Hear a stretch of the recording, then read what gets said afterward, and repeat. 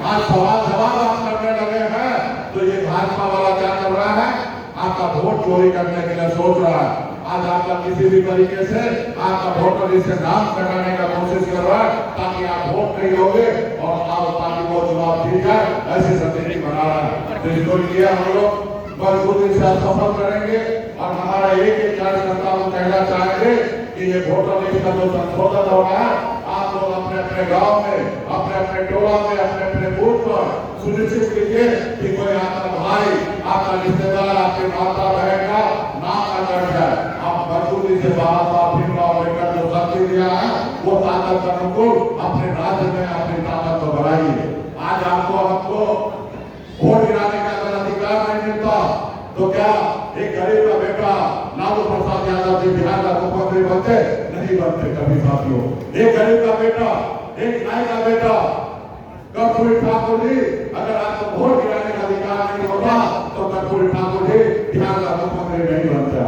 अगर हमको वोट गिराने का अधिकार नहीं मिलता तो क्या स्वर्गीय रामविलास इस देश के बड़े नेता होते?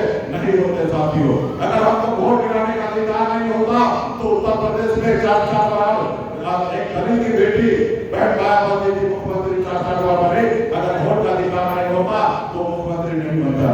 आज अगर हमको वोट का अधिकार नहीं होता तो क्या आपको लगता है कि 2020 में सारा मामला मंत्री बनता? नहीं बनता साथियों। अगर हमको वोट का अधिकार नहीं होता तो आज आप गांव में देखते होंगे इतना आपको मुखिया मिलता होगा, जनप्रतिनिधि मिलता होगा, वार्ड सदस्य, ये आपको नहीं दिखता। आज अगर गांव में मास्टर है, शिक्षक है, अगर कोई सरकारी नौकरी में आगे पिछड़ा ओबीसी, तो ये अगर वोट का अधिकार है, इसलिए मंडल कमीशन लागू हुआ और हमें 27% ओबीसी के आरक्षण मिला।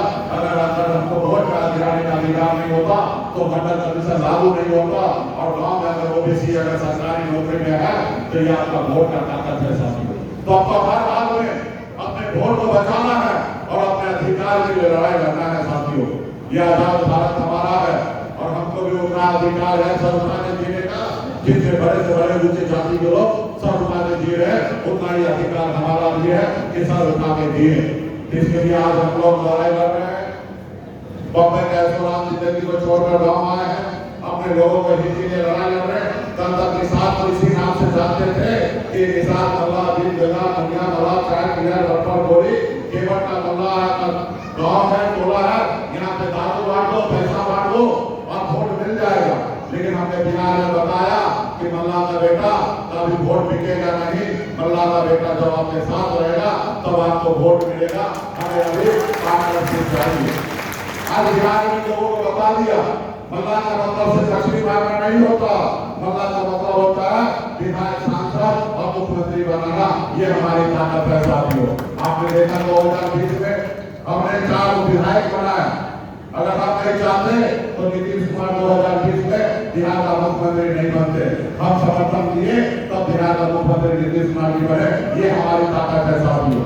आपके पास वही शक्ति ताकत है जैसे हनुमान जी के पास शक्ति था, लेकिन उनको पता नहीं था कि हम 7 समुद्र पार जा सकते हैं। जब उनको एहसास दिलाया गया कि हे प्रभु आपके पास अपरंपार शक्ति है, आप 7 समुद्र पार जाकर राम लंका जला सकते हैं, तो हनुमान जी का एहसास हुआ और 7 समुद्र पार जाकर रावण का लंका जलाने का काम किया था। वही शक्ति, वही पावर बिहार में निषाद समाज के सभी उपजाति के पास है। आप चाहेंगे पूरी का सरकार बनेगा, अगर आप चाहेंगे कि महागठबंधन का सरकार बने तो निश्चित तौर पे किसी का पावर नहीं है, किसी भाई का लाभ में दम नहीं है कि आपको सरकार बनने से रोक सकता है। सिर्फ अपने आप को, अपनी ताकत को पहचानना है, अपनी ताकत को समझना है, अपने अधिकार को समझना है और अधिकार के लिए लड़ाई लड़ना है साथियों। आज हमारी लड़ाई है निषाद समाज के सभी जाति को आरक्षण मिले। आज बंगाल में निषाद को आरक्षण मिल रहा है, दिल्ली में आरक्षण मिल रहा है, लेकिन बिहार में नहीं मिल रहा है। इसी का जब देश एक है, देश में संविधान एक है, देश के प्रधानमंत्री एक है, तो फिर हमारे साथ भेदभाव क्यों हो रहा? तो इसलिए साथियों आने वाला समय में हम सबको लड़ाई लड़कर बिहार में सरकार बनाकर, दिल्ली में सरकार बदलकर और आने वाला समय में निषाद समाज का जो आरक्षण है उसका भी समस्या हम लोग आने वाला समय में दूर करेंगे। लेकिन इसके लिए आपको लड़ाई लड़ना पड़ेगा।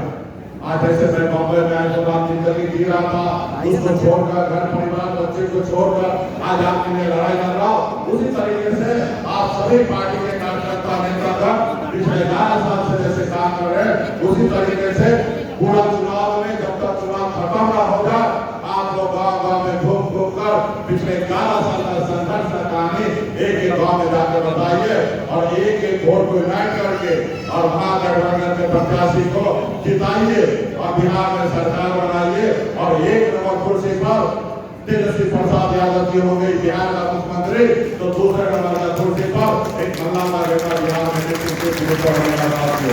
इसलिए आप सभी को